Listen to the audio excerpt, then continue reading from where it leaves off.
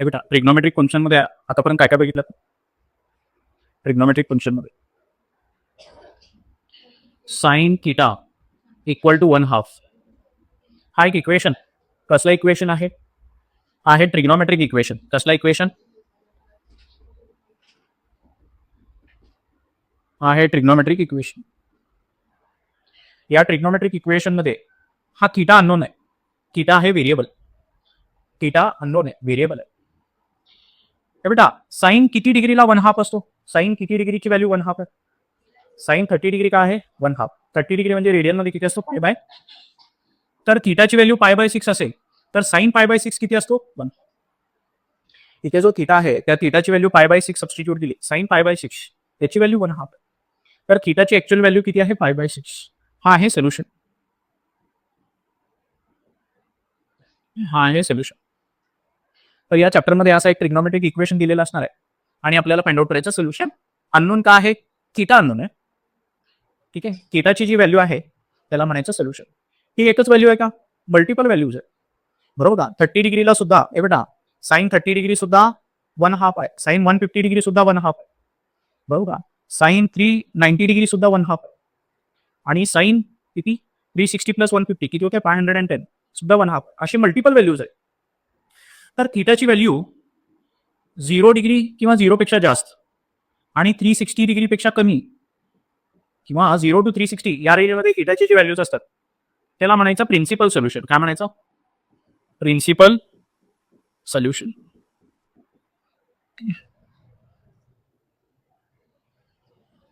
त्याला म्हणायचं principal solution. आणि थीटाचे सगळे values, all values of theta, थीटाचे सगळे व्हॅल्यूज 0 to इन्फिनिटी सगळे जे व्हॅल्यूज आहेत त्याला म्हणायचं जनरल सोल्युशन. त्याला म्हणायचं जनरल सोल्युशन. तर असा एक ट्रिग्नोमेट्रिक इक्वेशन दिलेलं असणार आहे. या इक्वेशन मध्ये अननोन काय आहे? थीटा. थीटाचे जे व्हॅल्यूज आहेत त्याला म्हणायचं सोल्युशन. सोल्युशन दोन प्रकारचे, प्रिन्सिपल सोल्युशन आणि जनरल सोल्युशन. 0 to 360 डिग्री मध्ये थीटाची व्हॅल्यू असेल तर त्याला म्हणायचं प्रिन्सिपल सोल्युशन आणि सगळे थीटाचे सगळे पॉसिबल व्हॅल्यूज त्याला म्हणायचं जनरल सोल्युशन. प्रिन्सिपल सोल्युशन आपण कसं फाइंड आउट करू? प्रिन्सिपल सोल्युशन आपण कसं फाइंड आउट करत होतो? Sine theta is equal to 1/2 असं दिल्यानंतर पहिल्यांदा साइन कुठल्या अँगलला 1/2 आहे तो बेसिक टेबल माहिती असायला पाहिजे. बेसिक टेबल कुठला? 0, 30, 45, 60, 90. साइन, कॉस आणि टॅन. साइन 0 इज 0, 30 इज 1/2, हे 1/√2. हे किती असतो? √3/2. हा 1. याला रिव्हर्स ऑर्डर मध्ये लिहिलं तर कॉसची व्हॅल्यूज मी √3/2, 1/√2, 1/2 आणि या दोघांचा रेशो म्हणजे टॅनची व्हॅल्यू. या दोघांचा रेशो 1/√3, या दोघांचा रेशो 1, या दोघांचा रेशो √3, या दोघांचा रेशो नॉट डिफाईन. तर प्रिन्सिपल व्हॅल्यूज फाइंड आउट करण्यासाठी असं जर इक्वेशन दिलं असेल, प्रिन्सिपल व्हॅल्यूची पहिली व्हॅल्यू या टेबलवरनं भेटणार आहे. बघा बघू, साइन किती डिग्रीला थीटाच्या कुठल्या व्हॅल्यूला, ही थीटाची व्हॅल्यूज आहे. साइन किती अँगलला थीटाच्या कुठल्या व्हॅल्यूला 1/2 आहे? साइनची व्हॅल्यू 1/2 कुठे? 30 डिग्री. बरोबर, 30 डिग्रीला. थीटाची व्हॅल्यू 30 डिग्री असताना साइनची व्हॅल्यू किती आहे? 1/2. Sine 30 degree is 1/2. तर थीटाची व्हॅल्यू किती आहे? 30 डिग्री. 30 डिग्री म्हणा किंवा त्याला π/6 म्हणायचं. काय म्हणायचं त्याला? π/6. त्याला म्हणायचं π/6. तर पहिली व्हॅल्यू तर या टेबलवर येणार. दुसरी व्हॅल्यू कशी भेटणार आहे? दुसरी व्हॅल्यूसाठी हे बेटा हा माहिती असायला पाहिजे ग्राफ तुम्हाला. All students take coffee. Second quadrant मधला अँगल कसा लिहायचा?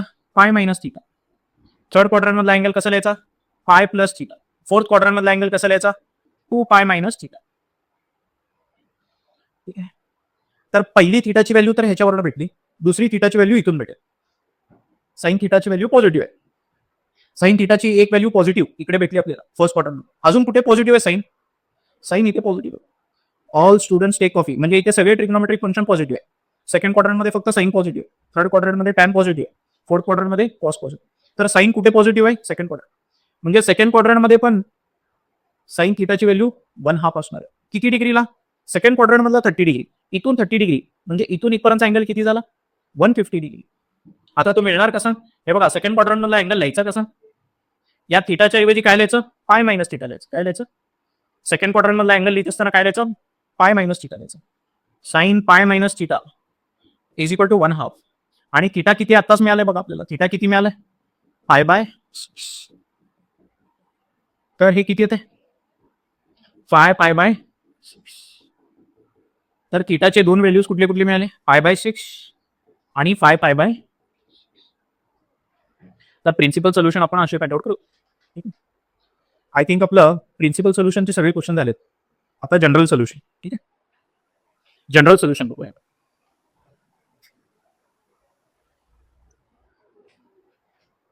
झालं का?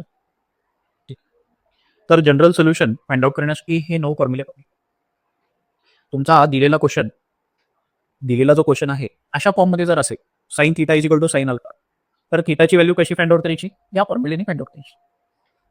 दिलेला इक्वेशन, दिलेला क्वेश्चन अशा फॉर्ममध्ये जर असेल तर थिटाची व्हॅल्यू या फॉर्म्युलेने फाइंड आउट करायची. ठीक आहे, हे 9 फॉर्म्युले लक्षात कसं ठेवायचं मी सांगितले तुम्हाला. लक्षात कसं ठेवायचं? पहिले 6 फॉर्म्युले एकाच फॉर्ममध्ये, एकाच टाईपचे, सगळे N pi plus alpha, N pi plus alpha, N pi plus alpha, N pi plus alpha, N pi plus alpha. पहिला फॉर्म्युला कसं लिहायचा? -1 रेज टू एन लिहायचं. दुसरा फॉर्म्युला इथे 2 लिहायचं, इथं मायनस करायचं. तिसरा फॉर्म्युला ॲज इट इज. चौथा, पाचवा, 6वा फॉर्म्युला इथे मायनस मायनस मायनस करायचं. बरोबर? हे 6 फॉर्म्युले. साइन 0 कधी असतो? तर मल्टिपल्स ऑफ पायला पाय 0 डिग्री, 180 डिग्री, त्याच्यानंतर 360 डिग्री. बरोबर का? तर एन मल्टिपल्स ऑफ पाय ला साइन थिटाची व्हॅल्यू काय असणार आहे? 0. थिटाची व्हॅल्यू एन पाय असल्यानंतर, एन म्हणजे काय? इंटिजर्स आहेत. 0, 1, 2, 3 असे नंबर्स आहेत. तर एन मल्टिपल्स ऑफ पाय ला साइन थिटाची व्हॅल्यू 0 असणार आहे. कॉस थिटाची व्हॅल्यू 0 कधी असते? कॉस थिटाची व्हॅल्यू कॉस 90 0 आहे, कॉस 270 0 आहे. तर odd multiples of pi by 2 ला कॉसची व्हॅल्यू 0 असते. ऑड मल्टिपल्स मिळतील कशी? या फॉर्म्युल्याने 2n+1 इंटू पाय बाय 2 करायचं. तर ऑड नंबर्स असे भेटतील, odd multiples of pi by 2. आणि टॅन कधी 0 असतो? जेव्हा साइन 0 असतो तेव्हा टॅन पण 0 असतो. तर साइन थिटाची व्हॅल्यू एन पाय असेल तर 0 असतो, आणि थिटाची व्हॅल्यू एन पाय असताना सुद्धा टॅन 0 असणार. ठीक आहे, हे 9 फॉर्म्युले लक्षात राहतील. आता आपण क्वेश्चन्स बघू. पहिला क्वेश्चन काय बघा बेटा, जनरल सोल्युशनचा पहिला क्वेश्चन काय बघा. थर्ड क्वेश्चन आहे बघा, पहिल्या प्रॅक्टिस सेटमध्ये third question. Find the general solution of the following equation.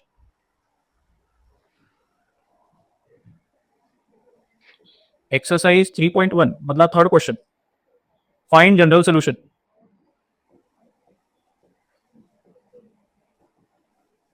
First, sine theta is equal to 1/2. बेटा आता काय लिहायचंय बघा, या 1/2 ला रिप्लेस करायचं ना आपण. साइन थीटा इक्वल टू 1/2 आपल्याला दिलेलं आहे. इथे लिहायचं वी हॅव म्हणायचं. काय म्हणायचं? We have.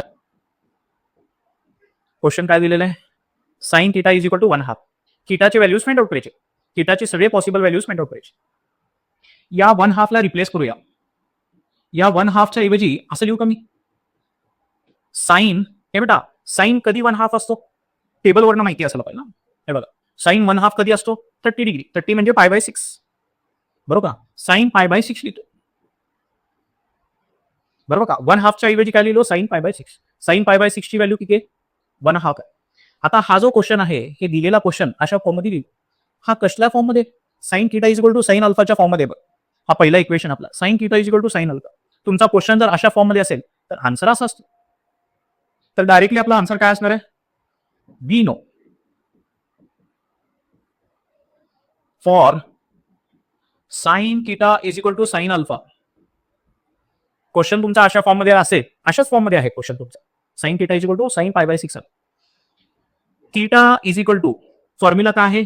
N pi plus alpha लिहित होतो, आणि पहिल्या फॉर्म्युल्यामध्ये इथे मायनस काय करत होतो? इथे -1 रेज टू एन असं लिहित होतो.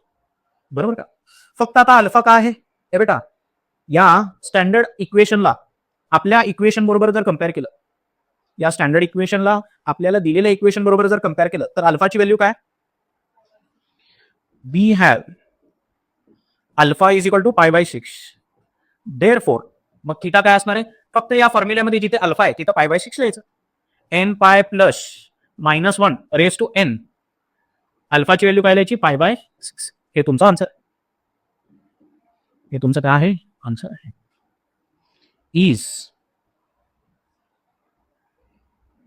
Is the general solution is the general solution is the general solution असा आन्सर लिहिच. येते का लक्षात? दिलेला इक्वेशन असा होता sine theta is equal to 1/2. साइनची व्हॅल्यू 1/2 कधी असते? साइन 30 डिग्री 1/2 असते. तर या 1/2च्या ऐवजी लिहिलो मी साइन 30 डिग्री. साइन 30 डिग्री म्हणजे रेडियन मध्ये किती असतो? π/6. साइन π/6. तर sine theta is equal to sine alpha अशा फॉर्म मध्ये जर तुमचा क्वेश्चन असेल तर त्याचा फॉर्म्युला माहिती आपल्याला. थिटाचा फॉर्म्युला काय? n π plus -1/n alpha. आपल्या क्वेश्चन मध्ये आणि स्टँडर्ड इक्वेशन मध्ये जर कंपॅरिझन केलं तर अल्फाची व्हॅल्यू किती येते? π/6. तर थिटाची व्हॅल्यू एवढी. फॉर्म्युल्यामध्ये फक्त π/6 टाकायचं. तर इन शॉर्ट आपल्याला करायचं काय? असा क्वेश्चन दिलेला असणार आहे. जनरल सोल्युशन फाइंड आउट करायला सांगतात. जनरल सोल्युशन फाइंड आउट करायचं म्हणजे काय? तो फॉर्म्युलाच लिहायचा आहे. तो फॉर्म्युलाच लिहायचा आहे. त्या फॉर्म्युल्यामध्ये या क्वेश्चन मध्ये दिलेला जो अल्फा आहे तो फक्त इन्सर्ट करायचा. तर थिटाचे स्पेसिफिक व्हॅल्यू फाइंड आउट करायची नाही. थिटाचा आपल्याला फॉर्म्युला लिहायचा. थिटाचं काय लिहायचं आहे? फॉर्म्युला लिहायचा आहे. प्रिन्सिपल सोल्युशन मध्ये काय करत होतो? दोन स्पेसिफिक थिटाचे व्हॅल्यू फाइंड आउट करत होतो. याच क्वेश्चनसाठी प्रिन्सिपल सोल्युशन फाइंड आउट करा म्हणलं तर काय करत होतो आपण? साइन π/6 आणि साइन 150 डिग्री. बरोबर. साइन 30 डिग्री आणि साइन 150 डिग्रीला साइन थिटाची व्हॅल्यू 1/2 असते. तर थिटाची व्हॅल्यू 30 डिग्री आणि 150 degree are the principal solution म्हणत होतो. जनरल सोल्युशन फाइंड आउट करा म्हणलं तर इक्वेशन तयार करायचं. एनची व्हॅल्यू तुम्ही टाकत जायची. एनची व्हॅल्यू पहिल्यांदा 0 टाकायची. एक व्हॅल्यू मिळते. एनची व्हॅल्यू 1 टाकली तर दुसरी व्हॅल्यू मिळते. एनची व्हॅल्यू 3 टाकली तर थिटाची तिसरी व्हॅल्यू मिळते. एनची व्हॅल्यू 4 टाकली तर थिटाची चौथी व्हॅल्यू मिळते. असे इन्फायनाइट व्हॅल्यूज तुम्हाला मिळणार. थिटाचे सगळे पॉसिबल व्हॅल्यूज तुम्हाला मिळणार. येते लक्षात? बेटा ते पॉज कर. खालचीच दाबा. बेटा सेकंड क्वेश्चन आहे बघा. Cos theta equal to √3/. We have काय दिलेलं आपल्याला? Cos theta. Cos theta is equal to √3/2 हे असं दिलेलं आहे क्वेश्चन. आपल्याला थिटाची व्हॅल्यू फाइंड आउट करायची. थिटाचे all possible values find out करायचे. जनरल सोल्युशन फाइंड आउट करायचं म्हणजे काय? थिटाचे सगळे पॉसिबल व्हॅल्यूज आपल्याला फाइंड आउट करायचे. कॉस थिटा या √3/2च्या ऐवजी आता काय लिहितो बघा. त्याच्यासाठी हा टेबल पार्ट पाहिजे ना. हे बेटा हा टेबल माहिती असं काय? कॉसची व्हॅल्यू √3/2 कधी? 30 डिग्री. 30 डिग्री म्हणजे π/6. तर इथं असं लिहू का? कॉस π/6. कॉस π/6. कॉस π/6 किती असतो? √3/2. Therefore, we know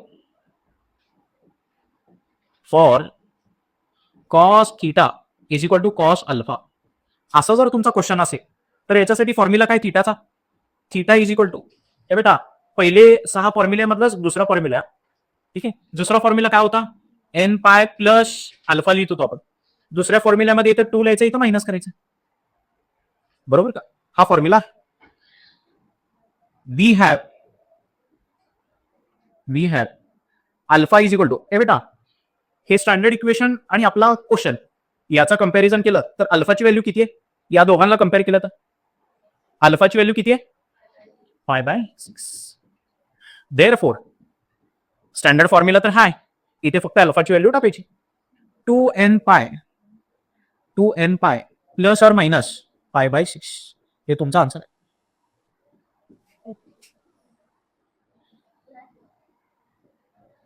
is the general solution. बेटा पॉज करेंगे.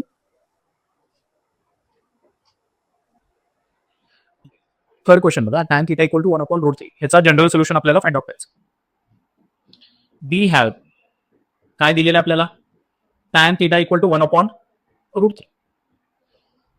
आता हे बेटा या क्वेश्चनला थोडंसं मॉडिफाय करणार आहे. कसल्या फॉर्म मध्ये लिहिणार मी? tan θ इक्वल टू tan अल्फाच्या फॉर्म मध्ये लिहिणार. या 1/√3 च्या ऐवजी tan सम अँगल लिहिणार. बघा tan कधी 1/√3 असतो? बघा tan ची व्हॅल्यू 1/√3 कधी असते? tan ची व्हॅल्यू 1/√3 कधी? परत π/6 30 डिग्री म्हणजे π/6.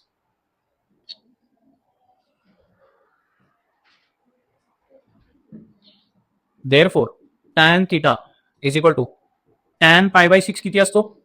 tan π/6 1/√3. बरोबर. We know tan θ is equal to tan alpha. असं जर असेल क्वेश्चन तुमचा असा जर असेल तर थिटाची व्हॅल्यू कशी कॅल्क्युलेट करतो आपण? हे बेटा ते जे 6 फॉर्म्युले होते त्यातला तिसरा फॉर्म्युला पहिले 6 फॉर्म्युले कसे लिहित होतो एन पाय प्लस अल्फा, बरोबर ना. पहिल्या फॉर्म्युल्यामध्ये तर -1/n लिहित होतो, दुसऱ्या फॉर्म्युल्यामध्ये तर 2 लिहित होतो -2, तिसरा फॉर्म्युला ऍज इट इज लिहितो. असाच आहे फॉर्म्युला तिचा. बी हॅव, हे बेटा बी हॅव आपल्या केसमध्ये याचा कंपॅरिझन केलं तर अल्फाची व्हॅल्यू काय, अल्फा किती आपल्या केसमध्ये, या दोघांचं कंपॅरिझन केलं तर अल्फाची व्हॅल्यू π/6 किती आहे, π/6. देअरफोर या थीटाची व्हॅल्यू किती येणार, n पाय प्लस π/6. हे तुमचा जनरल सोल्युशन आहे.